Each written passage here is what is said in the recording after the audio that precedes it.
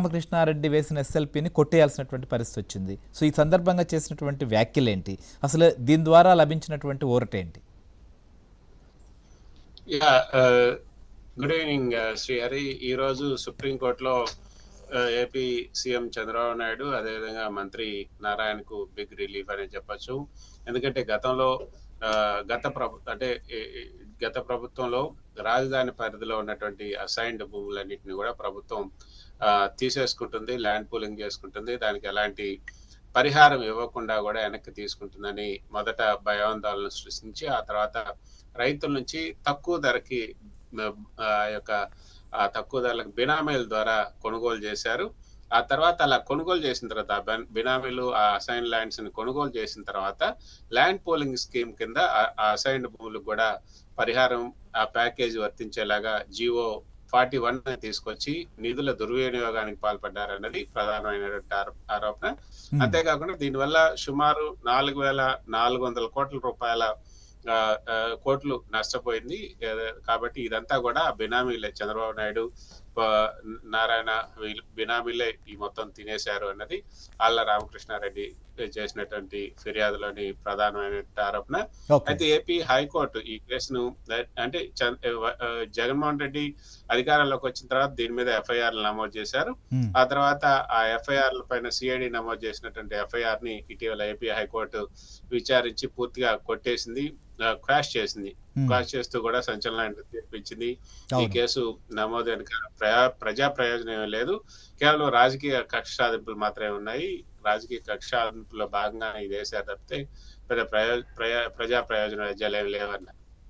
తర్వాత ఏంటంటే ఆయన ఇక్కడ హైకోర్టులో చెప్పింది, ఇది ఏదైతే రాజధాని నిర్మాణం కానీ, ల్యాండ్ పూలింగ్ స్కీమ్ కానీ, జీవో ఇలాంటివన్నీ కూడా ప్రభుత్వ పరిపాలనా సంబంధ విధానపరమైన నిర్ణయాలు, పాలసీ డెసిషన్స్, జిఐడి నిర్ణయాలు. కాబట్టి ఇలాంటి నిర్ణయాలకి నేరపూరిత ఉద్దేశాలు ఆపాదించడం అనేది ప్రజాస్వామ్య మనుగడకే ప్రమాదకరం అనేది ఏపీ హైకోర్టు ఇచ్చినటువంటి తీర్పు. అయితే మరో ముఖ్యమైనటువంటి అంశం శ్రీహరి, ఇందులో జీవో వల్ల మేము నష్టపోయామని చెప్పి ఒక రైతు కూడా భూ యజమాని కోర్టుని ఆశ్రయించలేదు. కేవలం రాజకీయ ప్రత్యర్థి ఈ ఫిర్యాదు చేశారు. కాబట్టి ఇందులో ఏదో మతలబు ఉంది అన్నది హైకోర్టు చెప్పింది.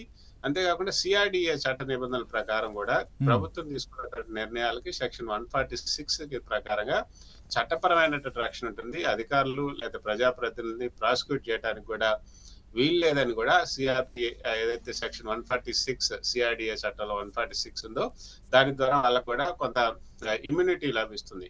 సో ఈ పైన మోపిన ఈ ఆరోపణలన్నీ కూడా నిరాధారమైనవి, నేర నిరూపణకి తగినటువంటి ప్రాథమిక ఆధారాలు లేవని స్పష్టం చేస్తూ హైకోర్టు కొట్టేసింది. ఆ హైకోర్టు కొట్టేసిన దాన్ని సవాల్ చేస్తూ మళ్ళీ సుప్రీంకోర్టులో ఆళ్ల రామకృష్ణారెడ్డి సుప్రీంకోర్టుకు రావడం జరిగింది.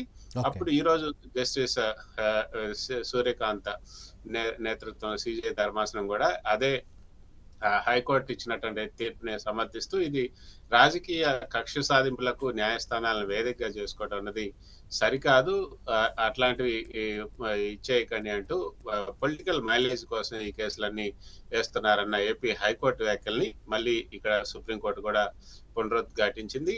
దాంతో ఏ ఒక్క రైతు లేదా భూ యజమాని కూడా ఫిర్యాదు చేయలేదన్న విషయాన్ని కూడా పరిగణలో తీసుకుంది.